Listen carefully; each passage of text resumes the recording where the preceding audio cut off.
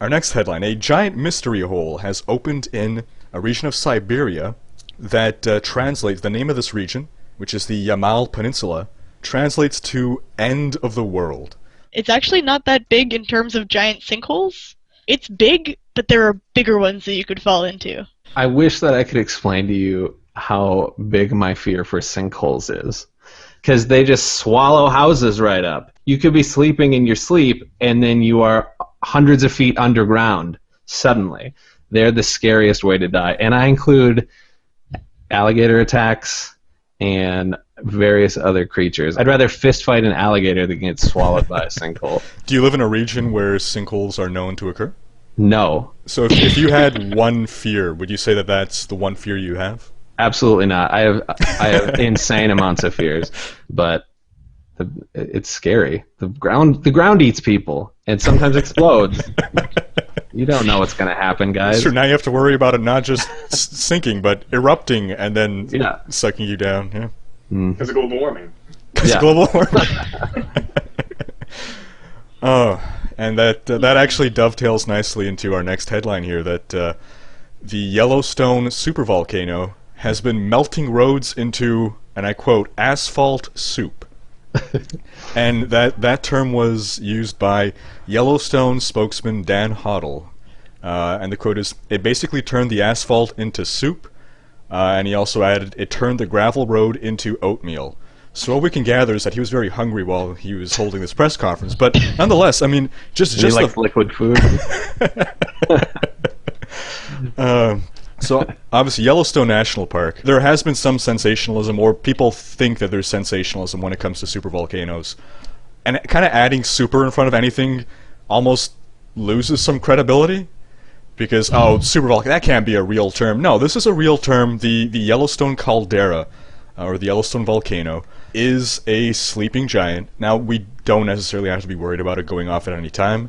It will go off again at some point. Probably not in our lifetimes. And when it does go off, though, it's going to be disastrous. It's not going to be the end of the world. It's going to severely impact the United States. It'll cover a good 2/3 of the country in ash. And even if you're not killed by the eruption or the falling ash, this is going to have worldwide effects, not just on the climate, but on basically everything. The economy, where does most of your grain come from? From states that are going to be buried in ash. Again, this is if this were to happen during the United States' lifetime. This probably won't happen for a very long time, so we don't have to actively be worried about it. Josh? Don't worry about the supervolcano. You're already dead. Thank you, CJ. Thank you for making us feel better about this impending doom. I don't know. I'm not scared of it, and I'm scared of a lot of things. Good Lord. Well, CJ, I know how to use Microsoft Excel. And I put in those big major eruptions. And I plotted them. And then I had Excel fit a trend line. linear trend line to those numbers. And it went straight through them. Like all three. So obviously, my prediction is that the supervolcano will happen exactly 4 years from now. Based on the statement in our report that the last one happened exactly 640,000 years ago.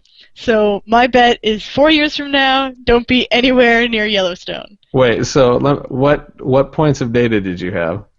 Because I'm gonna 3, a whole 3. 3 points. I can still hear Josh's voice turning. It's like, wait a minute. No, I went to Wikipedia. And I took the 3 large eruptions that happened and how many years ago they were, with no care to the variances in the number of million, and whether exactly how many exact years ago they were. Plotted them, and the science is telling me we have 4 years. I just want to point out that because you're scaring me, and the scientist in me. The reason in my brain is calming me down right now. But Josh, you can't argue with numbers.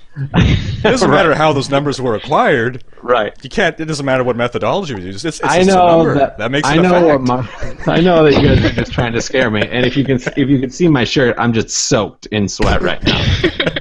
What's reassuring though is the movies like Dante's Peak or whatever super volcano movies we've seen. Again, I haven't seen many of them, but I've heard stories, and they're very unrealistic because you'll see things like people like running away from lava or coming very close to the lava.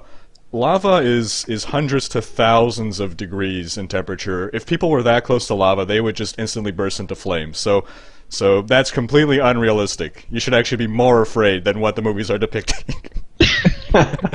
You are a crappy motivational speaker.